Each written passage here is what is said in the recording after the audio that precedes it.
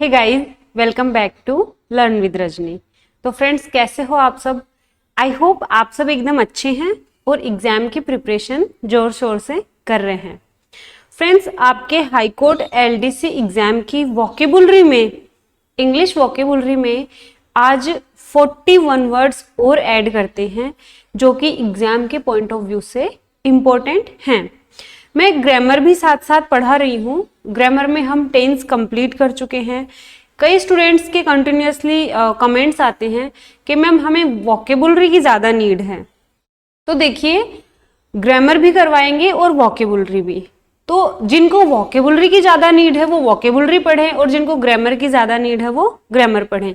और मैं तो आपको यही सजेस्ट करूँगी कि जो भी स्टडी मटेरियल हम आपको प्रोवाइड करवा रहे हैं वीडियो के थ्रू या पीडीएफ के थ्रू, उनको आप सीरियसली लें, सीरियसली देखें और सीरियसली याद करें। तो स्टार्ट करते हैं आज की क्लास। आई होप आपको ये वीडियो अच्छी लगेगी। तो आपकी वोकेबुलरी के खजाने को थोड़ा और बूस्ट करते हैं और आज हम पढ़ेंगे 40 और 1 वर्ड सब्स्टिट्यूशंस। स्टार्ट करते हैं फर्स्ट से। फर्स्ट है एडिक्ट। एडिक्ट किसे कहेंगे?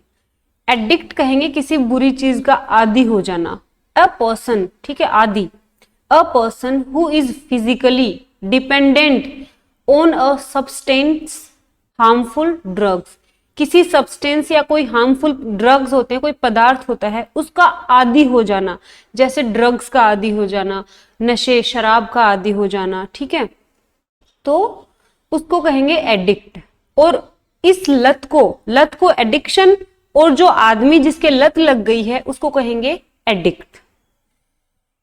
एरियल किसे कहेंगे? एरियल होता है हवाई, ठीक है, एरियल। तो living, growing, existing in air, ठीक है।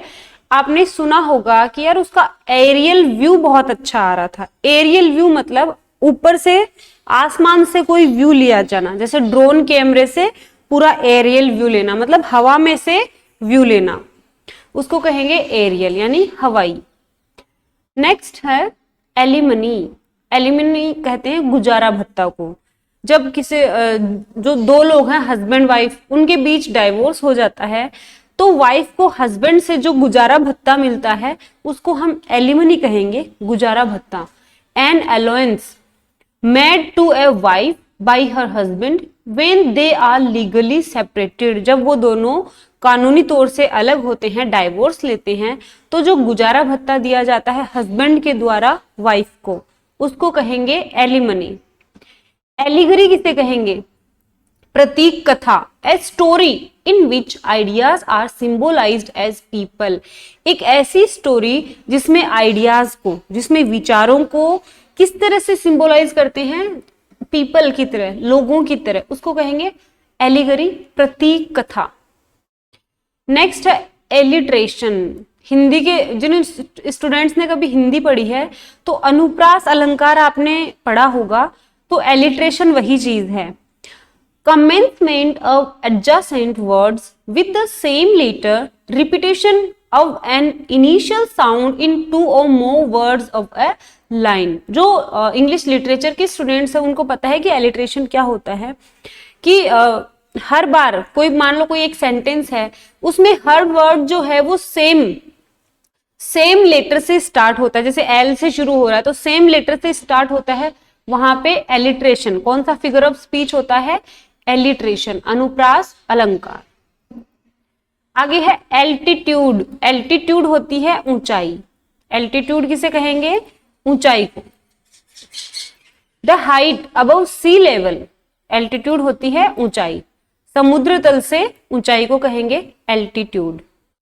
अमोरल, मोरल होता है नैतिक, तो मोरल का एंटोनिम होगा अमोरल, अनैतिक। Not following any moral rules and not caring about right और रॉन्ग। कोई नैतिक, जो नैतिक रूल्स हैं, जो मोरल रूल्स हैं, मोरल वैल्यूज हैं, उनको फॉलो ना करना या फिर सही गलत की कोई केयर नहीं करना, अनैतिक, अमोरल। एनेस्थेटिस्ट।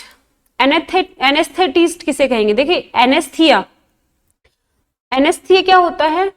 जब एनेस्थीसिया का इंजेक्शन लगाकर, ठीक है, नींद का इंजेक्शन लगाकर कोई जैसे a medical specialist who administers drugs for relieving pain during surgery, surgery के टाइम पे इंजेक्शन लगाकर, ठीक है, नींद का इंजेक्शन लगा देते हैं, तो वो एनेस्थीसिया कहेंगे उसको, ठीक है। अब उस जो ये काम करने का जो मेडिकल स्पेशलिस्ट होगा, ये काम करने का जो डॉक्टर होगा, उसको एनेस्थेटिस्ट कहेंगे, ओके। एक्विट, एक्विट किसे कहेंगे? दोष मुक्त। एक्विट का एंटोनिम होगा कन्विक्ट, दोष सिद्ध। तो एक्विट है दोष मुक्त। To decide and state officially in court that somebody is not guilty of a crime. Court में, कोर्ट ने ये डिसाइड कर दे कि जो भी आदमी है उसने वो गिल्टी नहीं है, इस क्राइम में वो गिल्टी नहीं है, तो उसको कहेंगे दोष मुक्त, एक्विट कर देना। नेक्स्ट है अबोलिश। अबोलिश होता है उन्मूलन, जड़ से कोई चीज खत्म कर देना। Formally put an end to a system, practice और इंस्टीट्यूशन, ठीक है, किसी सिस्टम, प्रैक्टिस या इंस्टीट्यूशन को पूरी तरह से खत्म कर देना, उन्मूलन कर देना, उसे कहेंगे एबोलिश। ओके, आगे चलते हैं। एब्डिकेशन, एब्डिकेशन है त्याग। किसका त्याग? Act of giving up the throne, राजगद्दी त्याग देना। थ्रोन यानी राजगद्दी, तो राजगद्दी त्याग देना मतलब एब्डिकेशन, त्याग। अबेटियर किसे कहेंगे? अबेटियर कहेंगे कसाई खाने या बुच्चर खाने को। A place where animals are slaughtered for consumption as food, कसाई खाने को, जहां पे एनिमल्स को क्या किया जाता है? काटा जाता है, ठीक है, काटा जाता है क्योंकि उनको, एनिमल्स को फूड के रूप में काम लेंगे, तो उसको कहेंगे कसाई खाना या बुचर खाना, अबेटियर। नेक्स्ट है जीलट। जीलट कहेंगे कट्टरपंथी। किसे कहेंगे? कट्टरपंथी। अ person who is fanatical and uncompromising in pursuit of their religious, political और अदर आइडियाज। एक ऐसा व्यक्ति जो क्या हो? अनकॉम्प्रोमाइजिंग हो, मतलब वो अपने रिलीजियस जो भी वैल्यूज हैं, जो भी पॉलिटिकल या जो भी अदर आइडियाज हैं, उनमें कॉम्प्रोमाइज पसंद नहीं करे। जो चीज जैसे चली आ रही है वैसी ही चलती रहे, उनमें कुछ भी फेर बदल ना हो, उसको कहेंगे कट्टरपंथी। क्या? जीलट। Next versatile. वर्सेटाइल होता है कोई ऐसा इंसान जो बहुमुखी प्रतिभा का धनी हो। कहते हैं ना, ये तो बहुमुखी प्रतिभा का धनी है, मतलब वर्सेटाइल है। समवन हैविंग मेनी स्किल्स, एक ऐसा व्यक्ति जिसमें बहुत सारी स्किल्स, बहुत सारे कौशल होते हैं, उसे कहेंगे वर्सेटाइल, बहुमुखी प्रतिभा का धनी। यूटोपिया। यूटोपिया किसे कहेंगे? आदर्शवाद, ठीक है, आदर्शवाद वाला शहर या फिर आदर्शवाद वाली सोसाइटी या देश। एन इमेजिन्ड सोसाइटी, इमेजिन्ड है, काल्पनिक सोसाइटी है, where everything is perfect and everyone is happy. अब आप बताओ, एक ऐसी सोसाइटी जहां पे सब कुछ तो परफेक्ट है, हर एक चीज परफेक्ट है और हर आदमी खुश है, क्या ऐसी सोसाइटी प्रेजेंट टाइम में कहीं मिल सकती है? नहीं मिल सकती। सभी व्यक्ति एक साथ खुश नहीं हो सकते और हर एक चीज परफेक्ट नहीं हो सकती। 19-20 चलता है, कोई खुश रहेगा तो कोई दुखी रहेगा, ठीक है, और हर एक चीज परफेक्ट भी नहीं मिल सकती। तो ये इमेजिनरी सोसाइटी है। उस आदर्शवादी जो सोसाइटी को कहेंगे यूटोपिया। क्लियर है? आगे चलते हैं। स्टोइसिज्म, एक वर्ड होता है स्टोइक, जो मैंने आपको पढ़ाया था, वन वर्ड की जो अदर क्लासेस ली थी उसमें स्टोइक पढ़ाया था। स्टोइक होता है सन्यासी, वैरागी, तो स्टोइसिज्म उसी से बना है। Indifference to pleasure and pain, एक ऐसी सिचुएशन, एक ऐसी कंडीशन जहां पर प्लेजर और पेन में कोई अंतर नहीं हो, ठीक है, ना तो दर्द से उनको फर्क पड़े ना ही खुशी से, तो उसको कहेंगे वैराग्य, ठीक है, वैराग्य या सन्यास। और स्टोइस, ठीक है, स्टोइसिज्म तो ये हो गया, और स्टोइक क्या हुआ? स्टोइक क्या बताया था मैंने आपको? वैरागी। आगे चलते हैं। Theology, the study of the nature of God and religious beliefs, धर्म ग्रंथ। गॉड और रिलीजियस बिलीफ्स की स्टडी को कहेंगे थियोलॉजी, धर्म ग्रंथ। ट्रेंट कहेंगे ए स्टूडेंट हु आइडली और without excuse absents himself from school. Trent एक ऐसा स्टूडेंट होता है, अनुपस्थित रहने वाला विद्यार्थी, जो बिना किसी एक्सक्यूज या बिना किसी रीजन के ही स्कूल से क्या हो जाए, अब्सेंट हो जाए, लापता हो जाए, आए नहीं स्कूल में, उसको कहेंगे ट्रेंट। नेक्स्ट है टर्न कोट। टर्न कोट देखो हिंदी में मैं एक अच्छा सा एग्जाम्पल देती हूँ। टर्न कोट किसे कहेंगे? आपने सुना होगा हिंदी में एक कहावत है, बिना पेंदे का लोटा। बिना पेंदे का लोटा मतलब कभी इधर लुढ़क जाए कभी इधर लुढ़क जाए, तो बिना पेंदे के लोटे को ही इंग्लिश में क्या कहेंगे? टर्न कोट कहेंगे। टर्न हो जाता है कभी इधर कभी इधर, मतलब वन हु चेंजेस साइड्स, एक ऐसा व्यक्ति जो अपना पक्ष बदल लेता है, कभी इस पक्ष में आ जाता है कभी उस पक्ष में चला जाता है। नेक्स्ट है शीथ। शीथ कहेंगे म्यान को, तलवार की म्यान, कटार की म्यान, उसको कहेंगे sheath. A close fitting cover for a sword और नाइफ। स्वॉर्ड होती है तलवार, नाइफ होता है चाकू, तो तलवार या चाकू की का जो कवर है उसको कहेंगे शीथ यानी म्यान। क्लियर है? आगे चले। ओमनीवोरस। ओमनीवोरस होता है सर्वभक्षी यानी सब कुछ खाने वाला, शाकाहार भी खाने वाला और मांसाहार भी खाने वाला, उसको कहेंगे ओमनीवोरस।